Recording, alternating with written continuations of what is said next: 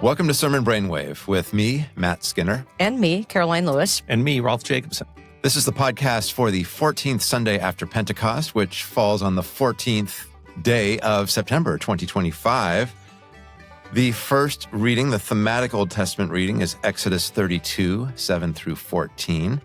The other first reading, the semi-continuous one, is Jeremiah 4, verses 11 through 12 and 22 through 28.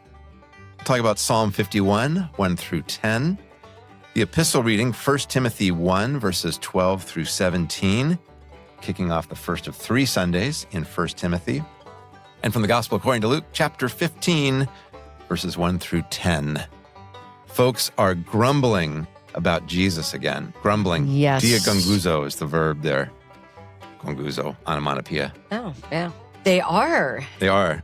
They are grumbling, which is so interesting because that's the first sort of contrast here, right? Is the contrast between grumbling and joy, or grumbling and rejoicing, and the way in which that this, these first 10 verses of this chapter bring that into full relief of a choice to grumble or a choice to give joy and to rejoice.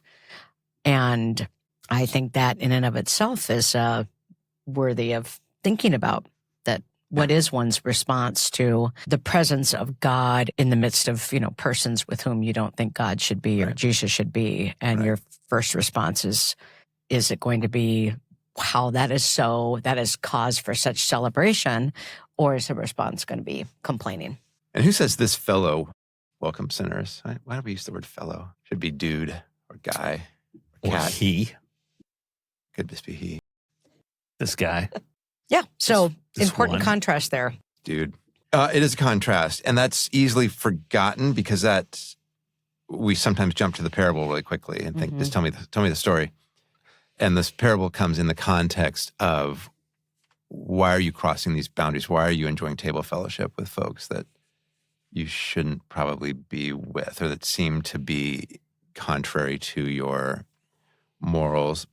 They aren't described as former tax collectors or former sinners. This is who they are in the eyes of the complainers. And they might really be just really bad people. These might be really the worst of the worst in the community from a clearly morally objective point of view.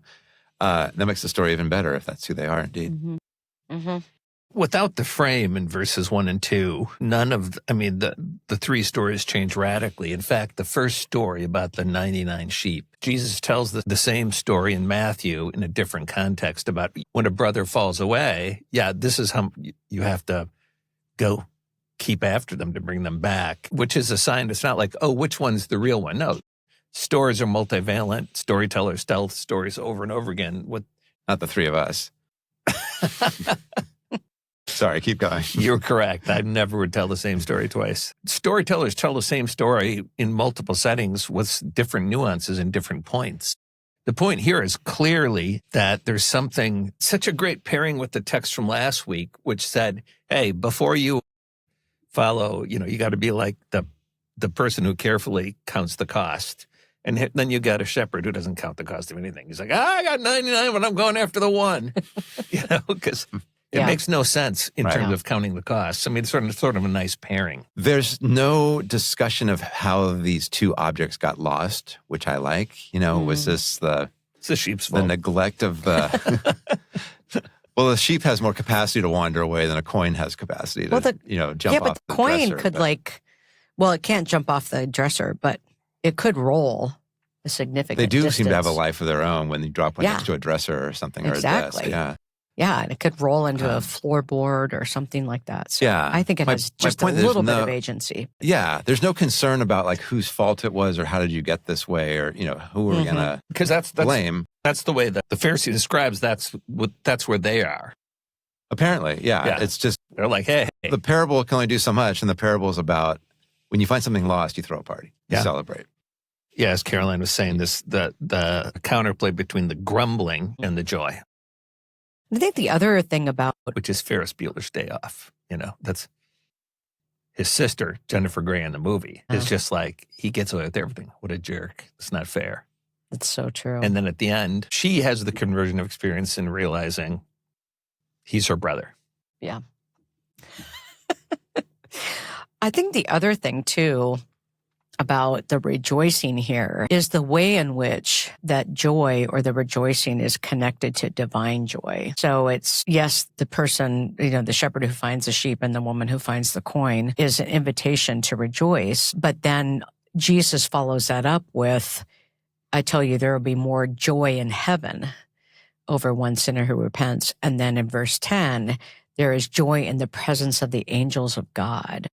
And so there's this connection to the rejoicing and joy of God and the heavens and the angels and the representatives of God. So I think hearing that link between it's not only the rejoice in what is found, but that's connected to, and that's a part of what the parables are saying, right, is that God rejoices in that moment. But it amplifies the joy. Mm-hmm. Amplifies the rejoicing, that this is the rejoicing of the angels in heaven. It's not one's personal rejoicing, but it's connected to that act of finding is then connected to this larger activity of God or characteristic of God that is in part what the Pharisees are not able to see, of what brings God joy, what leads God to rejoicing. And it's in these moments that God finds joy and rejoicing. The Pharisees might be able to see it. They just maybe are confused by some of the way some of the boundaries appear not to function for Jesus. Well, yeah, I think, and that raises too the question of repentance. Like what is it that they're able to see and not able to see? What is their perspective? Who, the Pharisees here, and the scribes? That's a good point. I'll say this, Jesus does eat with Pharisees multiple times in this gospel. Mm-hmm. He socializes with them. Sometimes there's some tension in those meetings, sometimes not necessarily. And this is probably one of the most offensive things that Jesus does in the eyes of his culture, is he really seems to think that he can eat with anybody and anybody can eat with him. And it doesn't matter where you sit or who gets what. And all of these gradations, whether we want to make them in terms of seniority or age or wealth or social status or holiness, he just doesn't care. He just doesn't recognize any of them. And that's, I don't want to turn this into like a podcast about like Mean Girls or something like that. This is not just like adolescent. Or Ferris Bueller Day Off. Yeah. Hey, now. This is not about like kind of adolescent clique forming. Right? Yeah. These are ways we build societies, and the way in which we organize our lives, knowing who's trustworthy, who's not, who are my people, who are not my people. I'm not saying they're good. I'm just saying they're so interwoven into our sociology. And when somebody upsets that, they're weird or they're dangerous or they're both. Jesus is so ignoring the virtue signaling of the Pharisees. And also, I love the line, there's more joy in heaven over one sinner who repents than over 99 righteous persons who need no repentance. I don't think that's necessarily a slam. Like, I think it's just, Pharisees are doing great. Keep up the good work. But I'm not here for you. Like, I'm really here for them. And that's because it's a lot of fun to be God and to see a lost thing become found, a lost person become found. In some ways, this plays itself out at the end of the parable of the prodigal son, where it's the older brother, yeah, all is great. You're welcome into the house. But I had to throw a party for this guy, for your younger brother, because that's just kind of who I am. That's just kind of what's the word? Is it profligate? Is that the God who just is kind of overly abundant? Profligate? That's how I was pronounced. But kind of, who knows, niche or niche? Niche, yes. Yeah. So in other words, we don't have to turn this into a let's beat up on the scribes and Pharisees kind of a story. No. But it's, who are the tax collectors? Who are the sinners? If we were to be really honest about that, the people who we just we know they're out there and we really don't want to have to interact with them. Yes. You're not looking at me. I'm guessing it's me. Me. The Exodus 32, 7-14. Rolf likes this one too. I love the story, but I'm completely baffled by why you would start 15 minutes into the sitcom. You've missed the first 6 verses that sets up the whole thing. So I think you got to add those back. Yeah. Because otherwise, you're assuming that people can go, oh, yeah, I know where we are. We're halfway through the season 2, episode 6 of the Exodus miniseries. Especially, so you've had the original scene. Moses is up the mountain. It's taken them so long to download the law that the people are like, we don't know what happened to them. We're scared.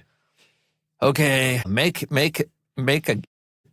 and you've got this phrase that repeats throughout, who brought you up out of the land of Egypt? It repeats multiple times. And at first it's Moses who brought us up out of the land of Egypt. We don't know what's happened to him. Okay, so then make a God for us, but then it's God's plural, which the author of the commentary refers to. But then in I think it's in verse 6 actually, that's cut off. It says that Aaron declares the thing a festival to Yahweh. So you know that whatever this golden calf is supposed to be, it is a representation of Yahweh in the story. So I think it's the paradigmatic story of idolatry. And the idolatry is of worshiping images of God that don't represent God. And so the commentary on the website, Safwat says, idolatry is a human attempt to have control over an unfathomable God. I think that's right. That's one of the things that is at stake for us in our idolatry is to control God. Why is it paired with Luke 15, 1-10? It's an interesting question. I honestly don't know. Not that we have to make connections, but we usually try to. Yeah, at least to understand how these things are going together. Maybe it's just people are grumbling, but in this case, it's God who's grumbling, so that doesn't make a whole lot of sense. I do love the fact, two things. I mean, I've written about this story a lot, so people can find what I think about it. But I do think that one of the interesting things about it is when God and Moses argue about whose kids they are. Mm-hmm. Your people whom you brought up out of Egypt. And then it is Moses' plea to the fidelity of God. Remember Abraham, Isaac, and Jacob, your servants, how you swore to them, that you promised that you would not abandon this people. God, it's not my idea, it's yours. You chose them, you promised, which changes God's mind. Is that the connection? The fidelity of God to find the sheep and the coin? I think so. This isn't a new Jesus thing. God, it's always been God's character to not write off the lost. Mm-hmm. Yeah. God might need some reminding here from Moses, but, Which is interesting. And then, if you added verses at the end, it's also not a great ending. Moses is like, yeah, now go kill all the people responsible for this. Well, I think that's an important connection. That's for next Sunday. That's an important connection of God's. It's not literally for next Sunday in case people are flipping. No, it's not. We don't actually continue in Exodus 32. No, but if you're going to add verses 1-6, not the... Yeah. Right. But God's fidelity to God's people can also be seen in the John 15 or Luke 15 text. Right. So I just think it's important to make that connection. Yeah. Well, Jeremiah, here's a happy passage. Goodness sakes. This is the sad prophet. This is why Jeremiah is known as the weeping prophet. Yeah. God never gives him any good news. And they skip the really hard parts, too. Well, we got more weeks. Verses, 13 through 21. We got more weeks coming, paired with the way the order went. But the weird thing is we're back in so last week we had chapter 18. Yeah, now we're back to chapter 4. Chapter 4. And there it said, hey, listen, I can change my mind about the disaster I'm planning to bring. But here it says, I've decided I'm not going to turn back. And so it's confusing in terms of order, and it's confusing in terms of how Jeremiah is thinking through the impending salvation or judgment or repentance of the nation.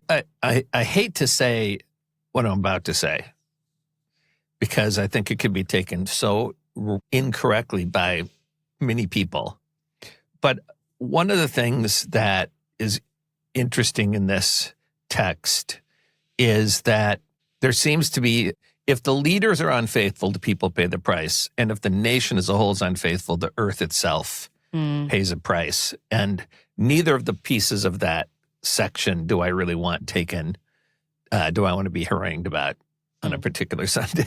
Some of that gets, the desolation is just complete. And it's not just a lost battle. Like you said, there is a ecological cost to it. This is the Babylonians, right? They're the hot wind. At least that's how I'm understanding this. That what's envisioned here is a desolation that's more than just a military loss, right? But it's also what's coming, right, when Jerusalem finally falls. Yeah, I don't know yet if it's the Babylonians, because Jeremiah had such a long ministry. It still might be the Assyrians or the pending that he sees that the Assyrians and Babylonians, Egyptians are all going to clash and Judah's going to get run over in the process. I'm not exactly sure. But yeah, it ends up being the Babylonians who destroy Jerusalem.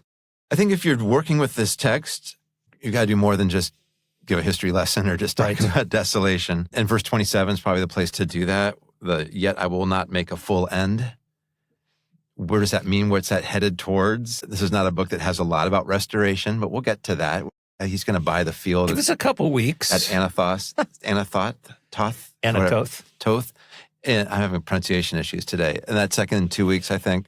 It's hard to find this in Jeremiah. I might have said this 3 or 4 weeks ago. I saw it in my notes, but I don't know if I said it in the podcast or not. But I was in a conversation with Julia O'Brien once about Jeremiah. She's a now retired professor, but does a lot in the prophets.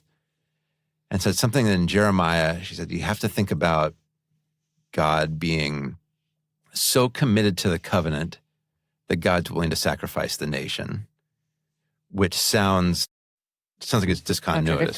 Yeah, it sounds contradictory, but she said that seems to be part of what Jeremiah is getting at, that God remains reliable, even though Jeremiah sees absolutely no hope for the nation in its current form. But there is this God will rebuild, there will be something. And even Jeremiah, even Amos has language like that, which is a different context entirely, I know, but talk about a severe book. There is always, if you're looking for them, you can find these verses that suggest that this is not the end. This is God's means of now bringing new life out of the ashes. The question is God causing all of this? That's a theological question. Ain't nobody got time for on a single Sunday morning. But no. And I might have gotten that quote wrong. So say, if you quote Julia O'Brien, said something like this, according to Matt Skinner, who has a bad memory. Yeah, not that you have a bad memory, but I do live in fear of misquoting people, and I know I do it. All right, Psalm 51, famous psalm of repentance, probably here because of the Exodus text and the Luke 15 text, but then you have to ask questions about what is repentance. Right, yeah. Because I think it's a weird text to read with Luke 15, because I think the sheep and the coin aren't necessarily asking for forgiveness, but that's another argument. No, but the sinners and tax collectors who Jesus might be. Possibly, but they're still sinners and tax collectors. Yeah. There is a piece, I mean, it's obviously almost the psalm and the way it's been interpreted and received is almost cliched now, but it does end with, do we ever sing, Karoline, do we ever sing the Create in Me a Clean Heart anymore? I don't think so. I love singing that, though. Yeah, I do too. It's one of the reasons why not to have communion every Sunday in our tradition is because back in the day, the offertory would be My spirit within me, for cast me non-communion not Sundays. away from your presence, and take not your Holy Spirit from me. Yeah, that's how it went. But I think with this psalm, I would not try to make any kinds of connections, and it can simply be, it could be your confession for the day. It could be used liturgically in a creative way. That just is, especially, we're only the second Sunday into the program year, or it could stand on what? Sorry. And people might have sinned already. Yes. Well, that No, is keep worth. No, I was actually thinking about this last night. Is in our tradition, we talk about living in baptism every day. And I think with that, or walking in your baptism, it's like a weird sort of metaphor. But what it's really about is daily being aware of one's own sin and one's own need for grace. And in that sense, this is a powerful psalm for all of us. And for the Pharisees and scribes who think they're all that in a bag of chips, just reminded that the bag of chips that they are still has a few broken pieces, and that we all need forgiveness. Because that's the problem with, especially in a polarized context, when people are aware of other people's sins and not of their own. I would, depending on your situation and what you as a preacher, pastor, realize that you're congregation needs to hear. I wouldn't even try to make any connections with the other texts and just preach this on its own. And then how could you really build a whole service around this psalm? It's a way to say to, as we come back together, let's commit to asking God for a clean heart. And yeah, because the third day of Festivus, following the airing of the grievances and the feats of strength, is the purging of the hyssop.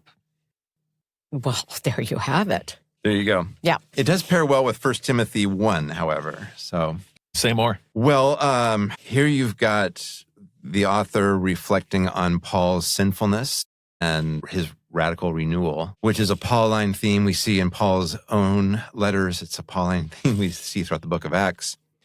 And now in a book probably written in the early 2nd century by somebody who was an admirer of Paul, what Paul is remembered as is a forgiven sinner who also perseveres. And we'll see this when we get into 2 Timothy 2 in a couple of weeks, where we have 4 weeks of that. And this is how Paul was remembered in the 2nd century. It's not until way later in the 2nd century that we start to see Paul referenced by other Christian authors as a theologian. In terms of his theological contributions, he's largely remembered because of his own example as a perseverant man of faith.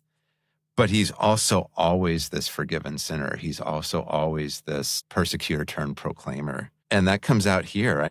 A blasphemer, a persecutor, and a man of violence. I mean, those are just interesting terms that, again, the author of this book is using to describe him. Paul's, again, this is true for what Paul says in other books. It's true how Paul is remembered, right? His life is a kind of tableau on which the gospel is written.